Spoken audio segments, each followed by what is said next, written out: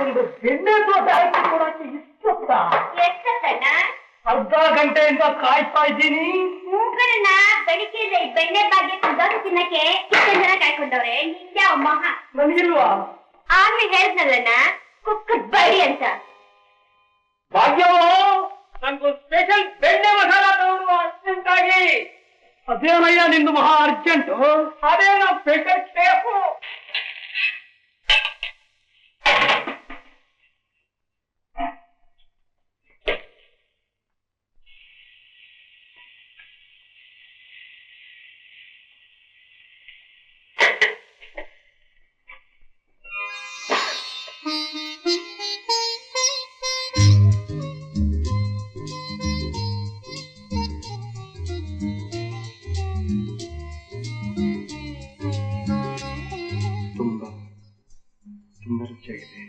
ಇನ್ನೊಂದು ಹಾಕೊಡ್ಲಾ? ದೋಸೆ ಬೇಡ. ಮತ್ತಿನೇನ್ ಬೇಕು? ಏನ್ ಬೇಕು?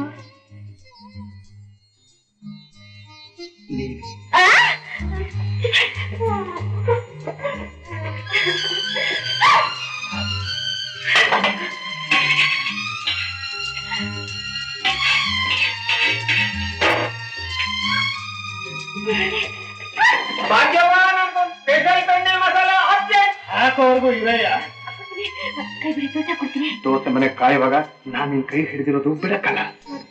ಅದೆಲ್ಲ ಇಲ್ಲಿ ಹೇಳಕ್ಕಾಗಲ್ಲ.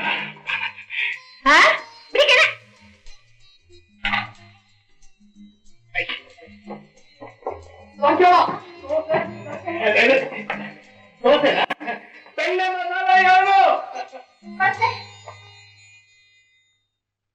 ಒಂದೇ ಇಲ್ಲ ಎರಡಂತೆ ಅರ್ಜೆಂಟು. ಈಗ ಏನೇ ಮಾಡೋದು? ಏನ್ ಮಾಡೋದು? ನಾನೇ ಹಾಕೊಡ್ತೀನಿ ನೋಡು. ನಿನಗಿಂತ ಮೊದಲು ನಾನೇ ಬಂದಿದ್ದೀನಿ. ನಿನಗೆ ನಮ್ಮ ಮೊದಲು ನಾನೇ ಬಂದಿದ್ದು.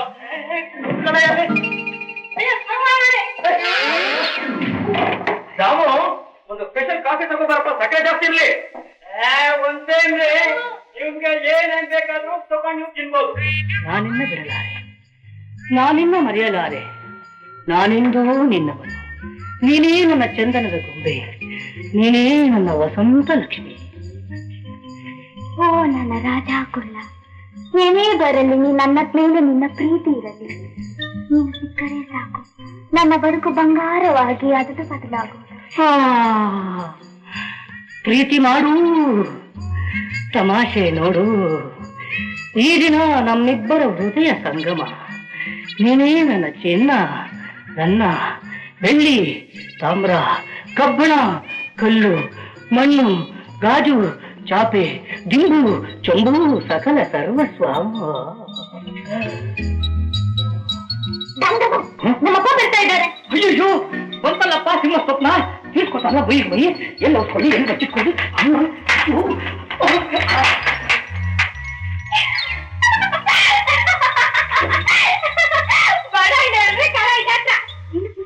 ನಾನು ಗೊತ್ತಿಲ್ವಾ? ನೀನು ಮಾಡಿ ತಮಾಷೆನಾ?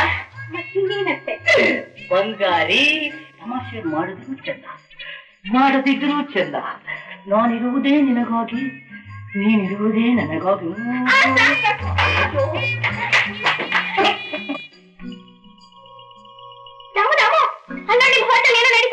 ಅಲ್ಲಿ ಏನಾದ್ರೂ ನಡೀಲಿ, ಮೊದ್ಲಿಲ್ ನಮ್ದು ನಡೀಲಿ. ದೊಡ್ಡ ಗಲಾಟೆ ನಡೀತಾ ಇದೆ. ಗಲಾಟೆ?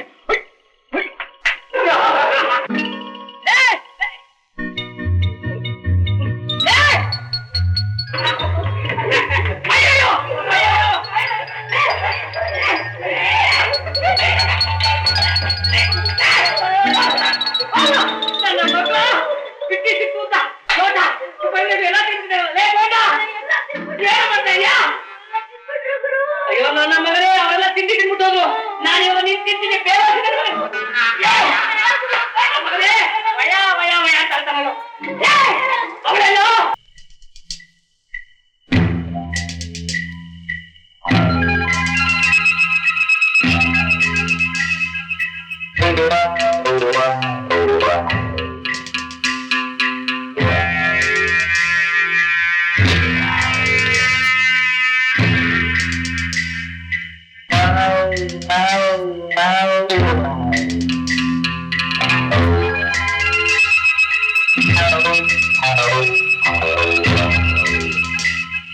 ಭದ್ರಪ್ಪ, ನಿನ್ನ ಚಿಲ್ಪೆ ಬುದ್ಧಿಯಲ್ಲ ನನ್ನ ಹತ್ರ ನಡೆಯುತ್ತ ಏನಲ್ಲ. ನಾನು ಎಲ್ಲಿ ಹೋಗ್ತೀನಿ ಎಲ್ಲಿ ಬರ್ತೀನಿ ಅದನ್ನೆಲ್ಲ ನೀನ್ ತಿಳ್ಕೊಳ್ಳೋ ಅವಶ್ಯಕತೆ ಇಲ್ಲ. ಇನ್ಮೇಲೆ ಯಾರನ್ನಾದ್ರೂ ನಾನು ಹಿಂದೆ ಕಳ್ಸಿದ್ರೆ ಅವರು ಮತ್ತೆ ನಿನಗೆ ಸುದ್ದಿ ಮುಟ್ಟಿಸಿ ವಾಪಸ್ ಬರುತ್ತೆ. ನನ್ನ ಬೆಂಗು ಕಣ್ಣುಗಳಿದೆ ಎಚ್ಚರ. ಈ ವಿಷಯ ನನಗೆ ಗೊತ್ತಿಲ್ವಲ್ಲ. ನಿನಗೆ ಗೊತ್ತಿಲ್ಲ ಯಾವ್ದು ನಡೆಯೋದಿಲ್ಲ, ಅದು ನನಗೆ ಚೆನ್ನಾಗಿ ಗೊತ್ತು.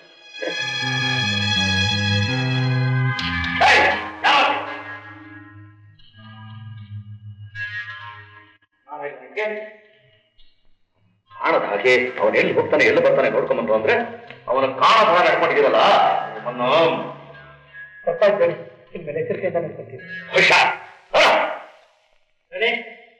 ಏನು ನೀವೇನಿದ್ದೀರ ಸಿದ್ಧವಾಗಿ ಸರಿ ನಡಿ.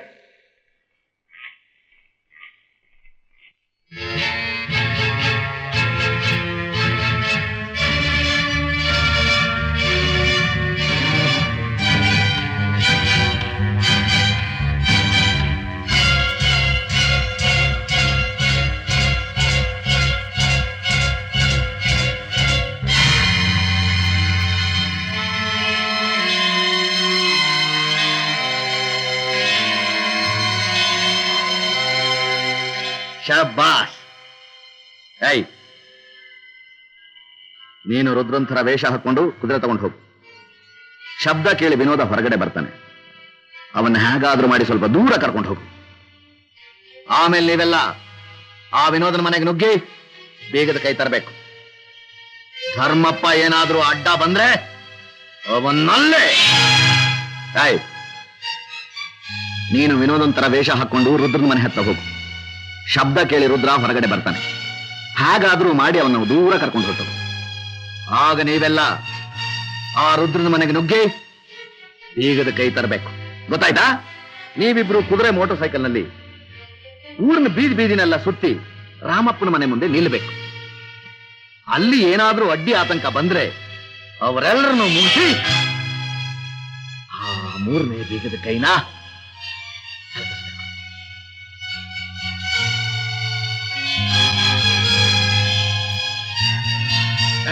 ಏನೋ ಇದು ಸಿದ್ಧವಾಗಿದೆ. ಮೊದಲು ಬದಲಾಯಿಸು. ಸರಿದೇನೆ.